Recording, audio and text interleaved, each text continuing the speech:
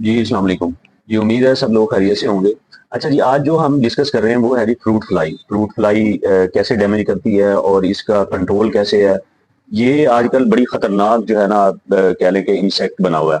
आपकी चाहे फ्रूट्स हैं, चाहे आपकी सब्ज़ी हैं, ठीक है? तो ये 40 से 50% जो है ना ये आपकी जो यील्ड है वो डैमेज करती है। फ्रूट फ्लाई जो है ना ये क्वालिटी जो है बिल्कुल खराब कर देती है, इसकी मार्केट वैल्यू नहीं रहती। अच्छा, जितनी भी हमारे चाहे वो सब्जियां एक्सपोर्ट होती हैं या चाहे आम बहुत ज्यादा एक्सपोर्ट होता है यूरोप और अमेरिका, ठीक है, वो इवन फ्रूट फ्लाई के शक की बिना पे आपकी पूरी की पूरी शिपमेंट जो है ना वो कैंसिल कर देते हैं। तो बार बार फ्रूट फ्लाई का जो है ना डैमेज अगर फ्रूट जाता रहे तो वो इवन आपके पाबंदी भी लगा देते हैं काफी सालों तक। फ्रूट फ्लाई जो है ना वो हमारे बहुत से फलों पे और सब्जियों पे अटैक करती है।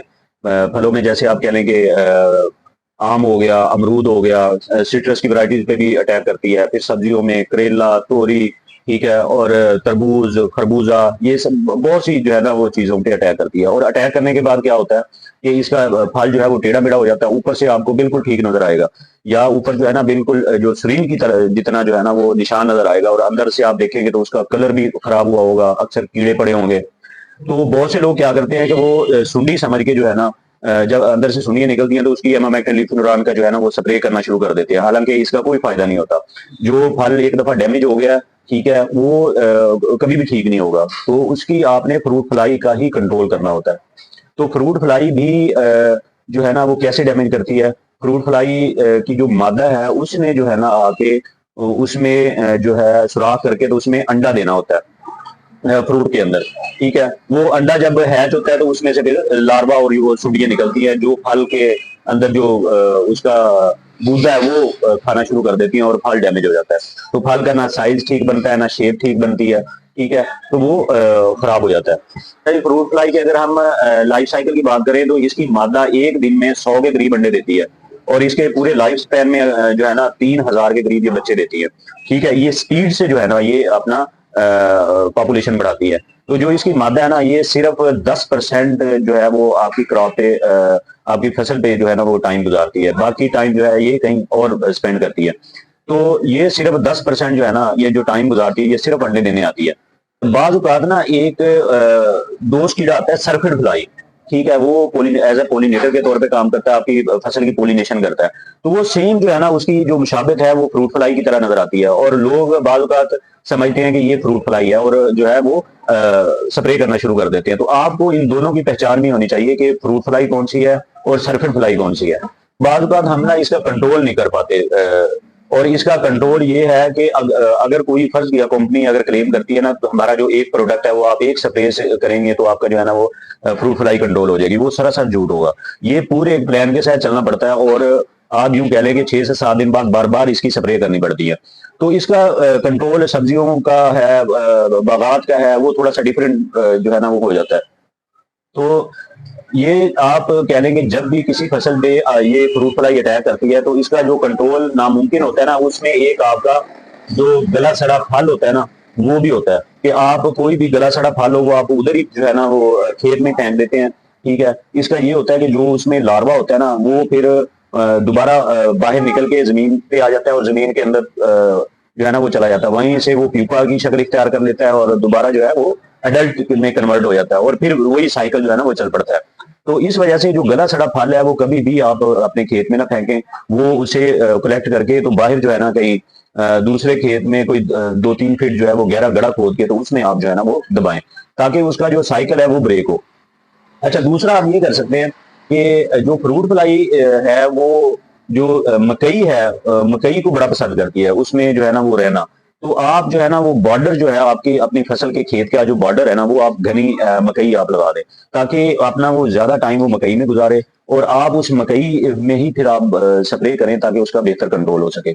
अच्छा, फिर इसका जो है ना अगर कंट्रोल की तरफ आए प्रॉपर, तो हम बागात की अगर बात करें तो बागात में जो है ना वो आप जाहिर है एक आध स्प्रे कर सकते हैं, बाकी जो है आप जिनसी फंदे लगाएंगे। जिनसी फंदे क्या होते हैं कि इसमें जो है ना आप इस्तेमाल कर सकते हैं मिथाइल यूजिनाइल, एक बेट होता है जिसमें एक मादा की खुशबू होती है, ठीक है, जिसकी तरफ जो है ना मेल अट्रैक्ट होता है, जो नर है वो अट्रैक्ट होता है, ठीक है, और उसमें पॉइजन होता है। जैसे मेल जो है वो उसमें वो कैप्चर होता है तो जाहिर है उसमें जहर भी होता है, तो वो मर जाता है।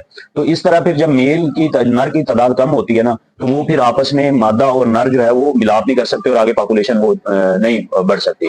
ये जिनसी फंदे जो है ना, ये बगावत में तो बहुत लाजमी है। ठीक है, अगर आप ये कहेंगे इससे 100% कंट्रोल हो जाते हैं, तो वो 100% कंट्रोल नहीं होते, लेकिन इसका आपको कुछ ना कुछ परसेंटेज आपको कंट्रोल मिलता है। ठीक है, और सब्जियों में भी सेम ऐसे आप सब्जियों के खेत में भी आप लगा सकते हैं जिनसी फंदे। ठीक है, और दूसरा जो है, अच्छा इसके लगाने का तरीका ये है कि मिथाइल यूजिनाइल आपको मिलेगी, लिक्विड जो है वो प्रोडक्ट। ठीक है, उसमें आप रुई में भगो के, तो वो फिर जो है वो मिलते हैं, आपको मार्केट से भी मिल जाएंगे उसके जो फंदे हैं। ठीक है, आप खुद भी बना सकते हैं बोतलों से। तो उसमें फिर आपने रखना होता है, वो फिर हफ्ते के बाद 8-10 दिन के बाद फिर आपने वो रुई चेंज करनी होती है। अच्छा, दूसरा आपने जो है ना इसका स्प्रे करने होते हैं। ठीक है, स्प्रे जो है ये आपने 6 दिन के बाद आपने रिपीट करने होते हैं। अच्छा जी, इसका मैं अगर स्प्रे की बात करूं तो आपने जो है ना मेनली ये होता है कि इसके जो एडल्ट हैं वो कंट्रोल करने होते हैं। ठीक है, ताकि वो आके ऊपर डंग ना मारे और उसमें अंडा ना दे। ठीक है, आपने वो जो अंदर उसके सुंडी पड़ी होती है वो आपने कंट्रोल नहीं करनी होती, उसका फायदा भी नहीं होता। वो जाहिर है वो जहर ऐसी नहीं होती कि वो फल के अंदर जाके तो वो सुंडी जो है वो मार दे। ठीक है, आपने उसकी फ्रूट फ्लाई जो उड़ती फ्रूट फ्लाई है उसे या कंट्रोल करना होता है, या कुछ प्रोडक्ट ऐसे होते हैं कि वो फ्रूट्स के ऊपर जो है ना वो एक तह सी बना देते हैं, तो उससे फिर जो है वो फ्रूट फ्लाई ऊपर आके जो है वो अंडे नहीं देती, या अगर ऊपर आके बैठती है तो वो मर जाती है। तो इसमें मैं प्रोडक्ट्स जो बताता हूँ वो आप केंजो का प्रोडक्ट है जी, रूट।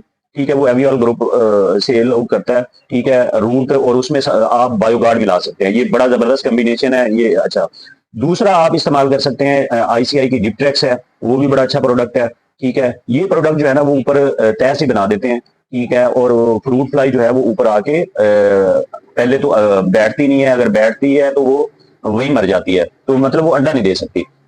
अच्छा, फिर ये दूसरे जो प्रोडक्ट है ना वो है जी, आप क्लोथियाडीन इस्तेमाल कर सकते हैं, आप बाइफेंथ्रीन इस्तेमाल कर सकते हैं। ठीक है, ये लेकिन ये इन दोनों के जो फर्क है ना, फर्क मैं बता दूं कि जो बायोगार्ड या डिप्टेक्स है ये आपके पोलिनेटर्स को कुछ नहीं कुछ कहता। ठीक है, लेकिन जो दूसरा आप क्लोथियाडीन इस्तेमाल करें या आप कोई दूसरे जहर इस्तेमाल करेंगे तो उनसे पोलिनेटर वो फिर फर्क नहीं करता प्रोडक्ट। ठीक है, वो फिर पोलिनेटर और जितनी भी फ्लाइज हैं वो सबको जो है ना वो मार देता है। इसका ये फर्क है। स्प्रे करने का जो बेहतरीन टाइम है ना वो शाम का टाइम होता है, आप यूं कह लें कि मगरिब से थोड़ी देर पहले की। तो उसमें ये होता है कि जितनी फ्रूट फ्लाई होती है ना ये रेस्टिंग स्टेज में चली जाती है। और अगर आप जैसे मैंने कहा कि साइडों पे अगर आप बॉर्डर लगा लें उसके मकई के, तो वो सारी आप कह लें कि मकई में ही वो अपनी रिहाइश बनाएगी। तो आपने क्या करना है कि फिर वो उसमें मकई में आपने डबल स्प्रे जो अच्छी तरह कर देना है, तो उसके कंट्रोल के लिए। अच्छा, शाम के टाइम स्प्रे करना है और आपने बॉर्डर्स की तरफ जो है ना वो डबल आपने वो कर देनी है, उसके फसल पे नहीं डबल करनी, लेकिन वो बन्नों पे या वहीं जो है ना वो आपने कर देनी है, तो इसका आपको बेहतर कंट्रोल मिलेगा। सवात एग्रो की एक डेनाडेम और उसमें है डाइमेथोएट। ठीक है, और साथ में फेंडोना, आप ये दोनों मिक्स करके भी स्प्रे कर सकते हैं, इससे भी बड़ा अच्छा कंट्रोल मिलता है। इनमें रख लें। एक मैंने बताया कि आप रूट और बायोगार्ड आप कर सकते हैं, इनके बड़े अच्छे रिजल्ट हैं। आप आईसीआई की डिप्टेक्स कर सकते हैं, टारगेट का स्टैटिक कर सकते हैं। ठीक है, दूसरी तरफ फिर आप क्लोथियाडीन का स्प्रे कर सकते हैं। क्लोथियाडीन का ये है कि वो काफी सारे जो है ना बाकी आपके फर्ज किया कि आपके तेला फसल पे है, आपके कोई बीटल जो टाइप होती हैं, बग टाइप होती हैं, वो भी कंट्रोल कर देता है। ठीक है, साथ में आप जो है ना इसके सवात एग्रो को जो मैंने बताया वो डेनाडेम फिर फेंडोना, ये भी आप जो है ना वो स्प्रे कर सकते हैं। हमारे एरिया में गुलाब जो है ना वो हजारों एकड़ पे वो लगा हुआ है। तो इस मौसम में जब जैसे ही अप्रैल शुरू होता है या मार्च में, ठीक है, अप्रैल में जैसे स्टार्ट होता है ज्यादा फ्रूट फ्लाई का अटैक शुरू हो जाता है। तो गुलाब पे जो है ना इसका बड़ा अटैक होता है। गुलाब पे जो है ना ये अंडे देती है, गुलाब की क्वालिटी डैमेज कर देती है। ठीक है, ये मार्केट वैल्यू बिल्कुल जो है ना गुलाब की जो पत्ती है ना उनमें सुराख हो जाते हैं। तो इसके कंट्रोल पे जो है ना किसान बड़े परेशान होते हैं। अब जो पिछले साल गुजरे हैं कि सब मैंने ये नोट किया है कि किसान जो है ना टोटली एमामेक्टिन लीफिनरान या सुंडियों वाले जो है ना वो स्प्रे करते हैं, उनसे कंट्रोल नहीं होता। ठीक है, गुलाब पे फ्रूट फ्लाई के साथ अमेरिकन जो है वो भी अटैक करती है। तो इसके कंट्रोल के लिए आपने एक तो परवाने भी साथ में कंट्रोल करने होते हैं। आप कभी नोट करें तो अमेरिकन के परवाने भी उधर फिर रहे होते हैं, जो आगे ऊपर उसकी जो डोडी है ना डोडियों के ऊपर अंडे देते हैं। तो डोडी आप कभी भी देखेंगे ना तो उसके ऊपर सफेद माइल में चमकदार जो है ना वो अंडे आपको नजर आएंगे, वो अमेरिकन के अंडे होंगे।